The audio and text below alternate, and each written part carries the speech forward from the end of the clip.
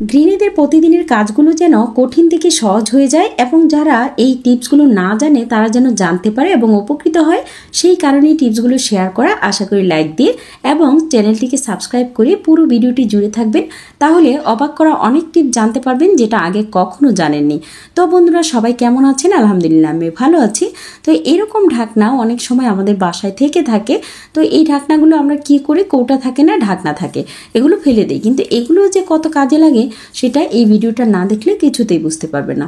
তো চলুন দেখাই আমি এটা কি কাজে লাগাই। যখনই এই তেলের জারটা ভরপুর থাকে তখন কি হয়, তেলটা ঢালতে গেলে নিচের দিকে একটু পড়ে যায়। এতে কি হয়, কাউন্টার টপে রাখলে সেটা আঠালো একটা ভাব হয়ে যায় তেল পড়ে। তো এভাবে এই ঢাকনাটাতে যদি রেখে দেই তাহলে সেটা খুবই সুরক্ষিত থাকবে এবং কোনো প্রকার আঠালো পদার্থ ভরবে না এবং রান্নাঘরটাও খুবই নোংরা থেকে মুক্তি পাবে। আর এভাবে রেখে দিলে এটা যে রুয়াবজা রেখেছে সেটাও দেখা যায় একটু নিচে পড়ে থাকে। তো এটাতে রাখলে একদম পরিষ্কার থাকে। আর অনেক সময় মাটির যে টব থাকে বা বারান্দায় যে টবগুলো থাকে সেগুলোও আপনারা চাইলে এই ঢাকনাগুলোতে এভাবে রাখতে পারবেন। ছোট বড় যে কোনো ঢাকনা কিন্তু ফেলে দিবেন না। এই আইডিয়াটা অনেক বেশি কাজে লাগবে, তাই দেওয়া। এখন বন্ধুরা আপনাদের সাথে শেয়ার করব যে আমরা মেয়েরা যে ওড়না ব্যবহার করে থাকি সেই ওড়নার নিচে এই টার্সেলগুলো থেকে থাকে। তো এই টার্সেলগুলো কিন্তু ছিঁড়ে ছিঁড়ে পড়ে যায়, কারণ একটা সুতার মধ্যে বাঁধা থাকে। তো এগুলো পড়বে না এবং নষ্টও হবে না। কিভাবে এটা সবসময় ভালো থাকবে সেই টিপসটি আজকে দেখিয়ে দিচ্ছি। তো সেই টিপসটি হলো গ্লুগান আঠা দিয়ে এই টার্সেলগুলোতে জোড়া লাগিয়ে দিবেন। কিভাবে জোড়া লাগিয়ে দিবেন, যেখানে সুতাটা থাকে একটা সুতা দিয়ে বাঁধা থাকে বলে এটা কিন্তু খুলে পড়ে যায়। তো অনেকেরই পড়ে যায়, বলতে পারে না। তো তাতে করে ওড়নাটার সৌন্দর্য কমে যায়। তো ওড়না আনার সাথে সাথেই কি করবেন, এভাবে গ্লুগান আঠা দিয়ে ওড়নার টার্সেলটা একদম সুন্দরভাবে রাউন্ড করে লাগিয়ে নেবেন। তো গ্লুগান আঠা এভাবে দেওয়ার কারণে এই টার্সেলটা কখনোই পড়ে যাবে না, নষ্ট হবে না। এতে করে জামার সৌন্দর্যটা, ওড়নার সৌন্দর্যটা একদম অটুট থাকবে। তো দেখুন এখন শুকিয়ে গেছে, মানে গরম ভাবটা চলে গেছে, একটা প্লাস্টিক ভাব চলে এসেছে। তো এই তো দেখুন কতটা শক্ত হয়েছে। এখন যতই টানাটানি করুক না কেন এটা কিন্তু কখনোই ছিঁড়ে যাবে না, পড়ে যাবে না। তো সেই কারণেই বলা আপনাদেরকে। তো দেখুন পুরোটাই কিন্তু এখন আটকে গেছে, শক্ত হয়ে গেছে। এখন এটা একদম সুন্দরভাবে লেগে আছে, যতই টানটানি করি এটা খুলবে না। তো বন্ধুরা, এই টিপসটি কেমন লেগেছে অবশ্যই আপনারা জানাবেন। আপনাদের ভালোবাসায় কিন্তু আজও আমি ইউটিউব এবং ফেসবুকে আপনাদের জন্য ভিডিও বানাই। তো দেখুন এবার আমি লেবুর যে টিপসটা শেয়ার করবো সেটা হলো, লেবু যখন আমরা চিপতে যাই তখন নখে অনেক ব্যথা পাওয়া যায়। তো লেবু এভাবে চিপা হবে যেন আমাদের নখে ব্যথা না পায় এবং আঙুলটা নষ্ট না হয়। তো এভাবে লেবুটা প্রথমত কেটে নিচ্ছি, তারপর এমনভাবে চিপবো যে হাতের কোনো স্পর্শ থাকবে না, মানে নখের স্পর্শ থাকবে না, কিন্তু লেবুর অনেক রস বের হবে। তো রমজানে যেহেতু লেবুর শরবত খাওয়াই হয়, তো তখন আপনারা কি করবেন, ঠিক এইভাবে লেবুর শরবতটা বানিয়ে নেবেন। তো লেবুর জন্য একটা চামচ নিয়ে নিয়েছি। তো 4 চামচ নিয়ে এভাবে আঁচড় দিয়ে লেবুর রসটা বের করবেন।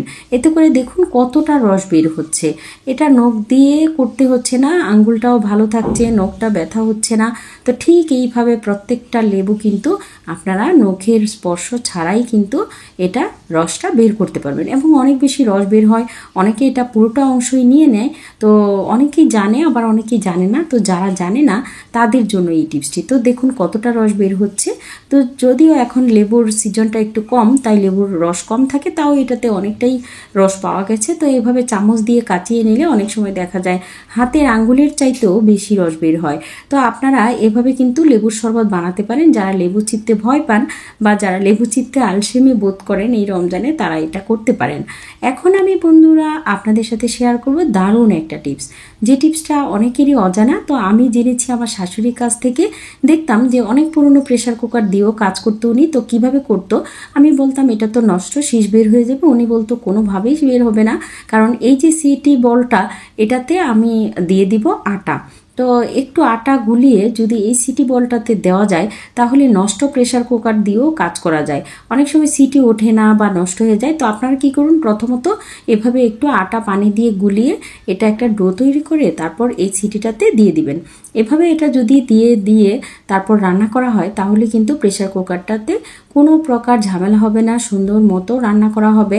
তো এই তো লাগিয়ে নিচ্ছি। তারপর আরেকটা কাজ করতে হবে, এটা লাগানোর পর ভালোভাবে এটা সিল করে নেবেন। তো এটা লাগানোর পর আরেকটা কাজ আছে, এটা উল্টে নিয়ে আবার ওই পাশটাতে আটা লাগিয়ে দিবেন। তো এতে করে কি হলো, এটা পুরোটা সিটি বন্ধ হয়ে গেল। তো অনেক সময় আমরা ভাবি কি যে প্রেশার কুকার নষ্ট হয়ে গেছে, তো এটা নষ্ট হয় না, এই সিটি বলটা একটু মানে লিক হয়ে যায়, এই কারণে হয়ে থাকে। আর যখন রাবারটা একটু লুজ হয়ে যাবে তখন কি করবেন, এভাবে আটা দিয়ে সিল করে তাড়াহুড়া করে রান্না করে ফেলবেন। কারণ অনেক সময় দেখা যায় অনেক কাজ থাকে, দ্রুত করার জন্য এই কাজগুলো করতে হয়, কিন্তু তখন আমাদের উপায় থাকে না, কারণ প্রেশার কুকারটা নষ্ট হয়ে যায়, কিছুই করার থাকে না। তো এইভাবে আপনারা সেটা ঠিক করে নিতে পারবেন। এখন যে টিপসটি শেয়ার করব সেটি হচ্ছে রসুন নিয়ে। রসুন কিভাবে ভালো রাখবেন। এই যে এই নেট ব্যাগটা দেখতে পাচ্ছেন, এগুলো দিয়ে কিন্তু অনেক সময় বাচ্চাদের খেলনা কিংবা ফল টল আনা হয়ে থাকে, তো আমরা কি করি, ফেলে দিই। ফেলে না দিয়ে সেটাকে সুন্দর একটা কাজে লাগাবেন। আমি একটা বক্স নিয়ে নিয়েছি, তো রসুনগুলো এই বক্সেই আমি ঢেলে নিব, কারণ রসুন যদি পলিতে রাখা হয় এমনিতেই তাহলে কিন্তু রসুন নষ্ট হয়ে যায়। তো সেটা কিভাবে নষ্ট হবে না, সেই পদ্ধতিতে আমাদেরই বের করতে হবে। তো রসুনগুলো অলরেডি আমি ঢেলে নিচ্ছি। ঢেলে নেওয়ার পর এই জালি ব্যাগটাই আমি মানে নেট ব্যাগটা এই বাটিটা ভরে নিব। তো ভরে নেওয়ার পর একটা চুড়ি পরিয়ে দেব। এই জালি ব্যাগে একটা চুড়ি পরিয়ে এতটা সুরক্ষিত রাখা যাবে সেটা আপনারা ভাবতেও পারবেন না, আর একদম পোকা মাকড় থেকে মুক্ত থাকবে। খুব সুবিধাজনকভাবেই কিন্তু এটা নিতে পারবেন। তো আমি নেট ব্যাগে পরিয়ে দিলাম চুড়ি। তো এখন এই চুড়িটার উপর দিয়েই নেট ব্যাগটা উল্টে তারপর পিছন দিকটা আমি আটকে দিই। পিছন দিকটা আটকে দিলে তারপর এটা অনেক সুন্দর একটা ঝুড়ি তৈরি হয়ে যাবে, যেই ঝুড়িটা অনেক বেশি কাজে লাগবে এবং আলো বাতাস লাগার কারণে রসুনটাও নষ্ট হবে না। তো আপনারাও এভাবে করে নিতে পারেন। তো দেখুন একটা একটা করে এভাবে নিয়ে নিচ্ছি, কোনো প্রকার ঝামেলাই নেই, এটা অনেক সুন্দরভাবে গোছানো থাকবে ঠিক এইভাবে রাখলে। তো পোকামাকড়ও ধরবে না এবং আলো বাতাসের কারণে এটা খুব ভালো থাকবে। তো আপনারা চাইলে আরও বড় ঝুড়িও নিতে পারেন বা নেট ব্যাগ দিয়ে করতে পারেন। তো এই আইডিয়াটা কেমন লেগেছে অবশ্যই জানাবেন। তো এখন আমি রসুন নিয়ে আরেকটা টিপস দেখাচ্ছি, যেটা নাকি আঙ্গুলের স্পর্শ লাগবে না, কারণ আঙ্গুল দিয়ে নখ দিয়ে যখন রসুন ছিলা হয় তখন নখ দিয়ে রসুন ছিললে দেখা যায় নখটা ছিলে যায় ভেতরে বা ব্যথা হয়। তো এটা আপনারা কি করবেন, কিভাবে করবেন সেটা আমি দেখাচ্ছি।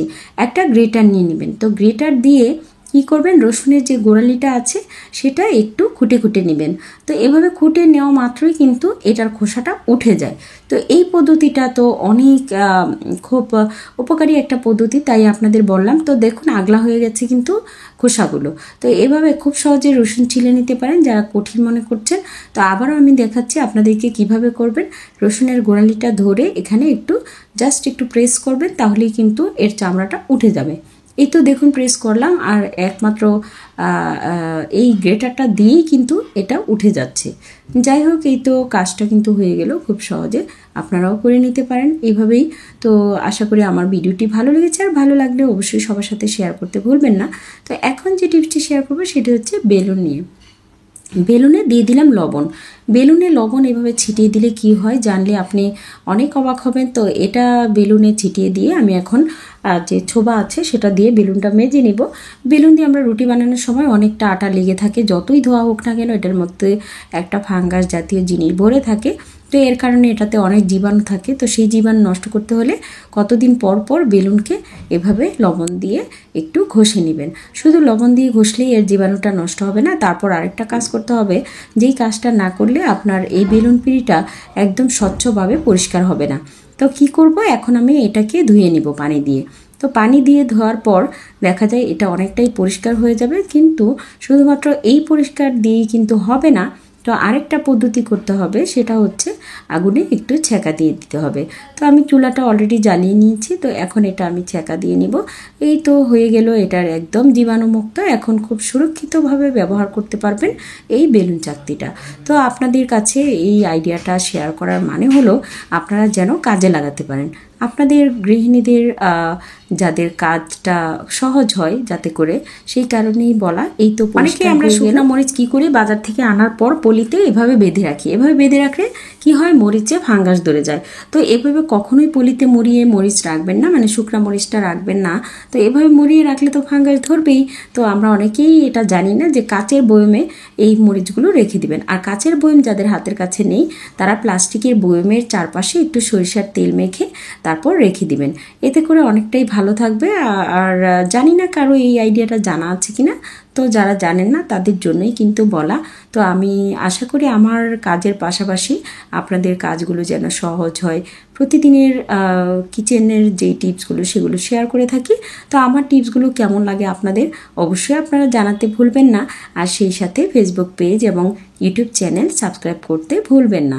তো আজকের মতো বিদায় নিয়ে নিচ্ছি। সবাই ভালো থাকেন, সুস্থ থাকবেন এবং সুরক্ষিত থাকেন। দোয়া রইল, ভালোবাসা রইল।